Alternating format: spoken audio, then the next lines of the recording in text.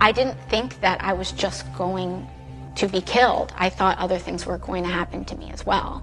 So what sounds like what you're telling me right now is that you didn't only think that you were going to die, you thought you were going to be raped. Yeah. I thought I was. And that you now understand, having thought about it, is because of your experience. Yeah, I think so. Chuck Schumer wants you to believe that multiple officers died. We remember all of those who were hurt, even lost their lives as a result of what happened on January 6th, 4 years ago, 2021. We remember all those who were hurt or lost their lives. When has the media ever mentioned that the only 4 people who died on January 6th were Trump supporters? 2 older men died from heart failure. This is unfortunately a relatively common occurrence for people over the age of 50 or 60 when they're in crowds and stressful situations, which is what happened. 1 person was relatively young and died by accidentally overdosing on Adderall, some kind of ADHD drug, sounds like Adderall's amphetamines. And the last person was Ashley Babbitt. She was a veteran, and shame on the officer who shot her. Over 3 million people here today. So despite what the media tells you, boots on ground definitely say something different. There is a sea of nothing but red, white, and blue, and patriots and Trump. And it was amazing. We could see the president talk. We are now walking down the inaugural path to the Capitol building. 3 million plus people. God bless America, patriots. But for some reason, all of these people keep saying that officers died on January 6th. Why do you think they're saying that? So the first casualty was January 7th. It was Brian Sicknick, Capitol Police officer. He suffered 2 strokes. According to the chief medical examiner in DC, he died of natural causes. 2 additional Capitol Police officers died 3 days after January 6th of self-inflicted wounds. They both committed. And then 6 months later, in the summer of 2021, 2 Metropolitan Police officers also committed suicide. One of those guys wasn't even there on January 6th during the riot. He showed up hours later to enforce the curfew after everyone had left. However, that didn't stop Jen Psaki from pinning his on January 6th. If their deaths were considered a result of activities in the line of duty, then their widows would be permitted to get 100% annuity on their deceased husband's salary. So there were actual practical reasons for trying to connect their sides to January 6th, namely to not leave their widows in a lurch financially. Alexandria Ocasio-Cortez, otherwise known as AOC, actually accused the Trump-supporting DC protesters in 2021 of trying to rape her. I didn't think that I was just going to be killed. I thought other things were going to happen to me as well.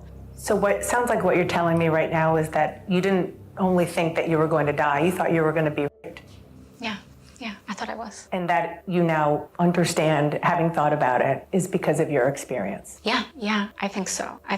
Now, one of the reasons why it makes no sense for AOC to accuse the Jan 6 protesters of wanting to her is that she wasn't even there. She wasn't even in the Capitol. So even if there was some nefarious individual with bad intentions, he would have had to have left the Capitol where they were certifying the Electoral College results. This is the whole point of the protest, by the way. And he would have had to have traveled to Cannon House office building almost a quarter mile away just to search for AOC herself individually. Persecution complex much? She interestingly came for her boss, Nancy Pelosi, taking issue with the lack of National Guard troops. You know, the other fear in this situation too is where was the National Guard?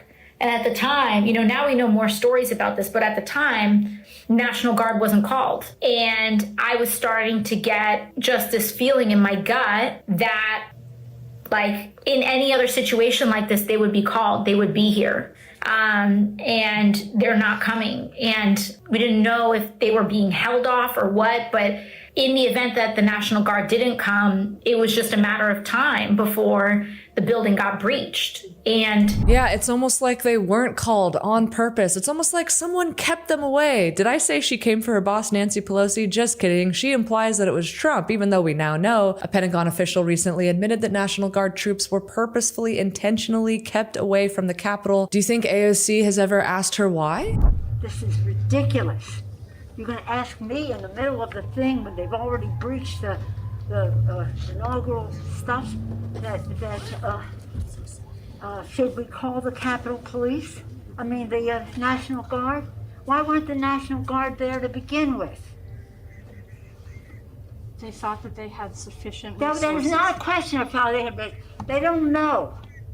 They clearly didn't know, and I take responsibility for not having them just prepare for more. Now, technically, even though Nancy Pelosi claimed falsely that Trump did not request increased National Guard troops at the Capitol that day, it has now come out that the DoD Inspector General at the time intentionally delayed the deployment of DC National Guard troops to the Capitol on January 6, 2021. So that's now proven. That's now a fact. It was Trump who said, hey, look at this. There's going to be a large amount of protesters here on the 6th. Make sure that you have sufficient National Guard or soldiers to make sure it's a safe event. He furthermore said, hey, I don't care if you use Guard soldiers, active duty soldiers, do whatever you have to do to make sure it's safe. This House investigation goes on to show that the DoD Inspector General actually turned down the president's request for National Guard troops out of concern for optics. Poor little AOC in her office would have felt much more secure had there been National Guard troops there. Obviously, if there were enough troops that day at the Capitol to contain the violence, to contain the chaos, much of which was organized by undercover federal operatives, that's a whole other story. Had there been sufficient National Guard troops there to contain some of that chaos, to not allow it to erupt, then Nancy Pelosi, Chuck Schumer, Adam Schiff, Adam Kinzinger, Joe Biden, Kamala Harris would not have been able to use that day to stop their chief political rival. Here's Trump stating the obvious, that the people who actually stood to gain from January 6th had a hand in allowing it to happen. Because I think it was an insurrection caused by Nancy Pelosi. This was an insurrection, if it was an insurrection, which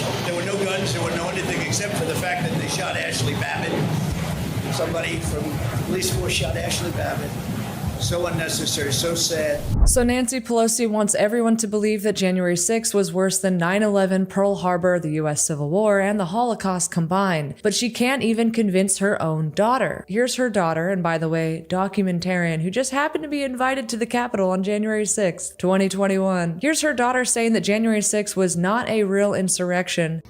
You have politicians every night comparing it to Pearl Harbor, 9/11. That was just DC. And DC, they're under siege. They had the National Guard there for 7 months. Well, the reason, I think time is going to remember differently. Right now, people are still the healing. There's two things. Media needs stuff to fill. I mean, if you watch TV on January 6th, it was like January 6th, 24/7. If there was an insurrection, you were supposed to be in line, marching. You're in the military, you know this. No, that's you were supposed to have a plan. Exactly. It's called operation order. You sit down overnight with your soldiers. You go over. All right, you're gonna go here. You're gonna go in by this side. At this time, we're gonna take over this. There was none of that. If there was an insurrection, it's the scariest insurrection in the 20th, 21st century ever. No guns, no plan. People taking selfies. A guy smoking pot. I love the guy. Yeah, I'm like. Well, we did that. We just went to New Hampshire last week for the guy that just was drinking beer. My favorite, he just walked in with the Trump flag into the Senate. That's it. That's it. And he got. So I don't know if it was good or bad. See, but you didn't walk into the Senate. See, walking into the Senate. But I didn't do that. I know, that's what I'm saying. That's the bad thing. I think they might have used him to shore up their 1512 charge, too. She goes on to talk about Gavin McInnes, one of the Proud Boys organizers, says that he was one of her best friends, that he's a Brooklyn hipster, and that maybe he tries to rile people up or trigger people. Like he's sort of incendiary sometimes, but he has nothing to do with white supremacy. That's something that her mom and other people, of course, perpetrated for the last 8 years. By the way, it was confirmed that the FBI had at least 26 confidential human sources at the Capitol on January 6th. As JD Vance points out in this retweet, yes, for those keeping score at home, this was labeled a dangerous conspiracy theory only months ago. So yeah, the government's own indictments prove that federal informants were organizers and participants going into the restricted area, potentially involved in some of the violent activities on January 6, 2021 at the Capitol. And the suppressed security footage shows mostly peaceful and unarmed crowds staying confined to the tourist ropes. This prompted an epic tweet from Norm Macdonald at the time, rest in peace. He said, "I love when the violent terrorists made sure to respect the velvet ropes in Statuary Hall." Of course, Norm Macdonald and Trump supporters are conveniently leaving out this attack on the White House from 2020.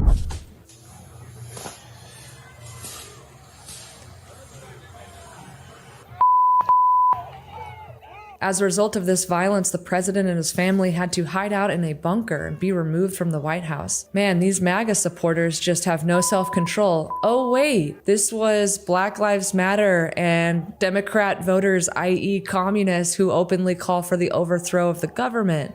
So if these people voted for Republicans instead of Democrats, I wonder how the news media would have reported on these incidents from the summer of 2020. Maybe that's a part of the reason why so many Americans, many of whom don't even necessarily like Trump, do not buy the official narrative about January 6th, because violence like this was commonplace for 6 months before January 6th. Of course, the House Committee on January 6th was looking into what happened that day, or allegedly telling people that they're looking into what happened that day, but they, for some mysterious reason, decided never to invite the chief of Capitol Police to testify. I wonder why. Ask yourself why the January 6th committee never requested that I come and publicly testify. Think about that. I'm the chief of the Capitol Police. To have me come down and publicly testify for the January 6th committee, because I think they were concerned. It would begin to show what went on the 6th, what went on the days leading up to the 6th, and what was the involvement of political leadership and their appointees. Wow. But this is all besides the fact that the Democrat Party has notoriously worked with former domestic terrorists in the past.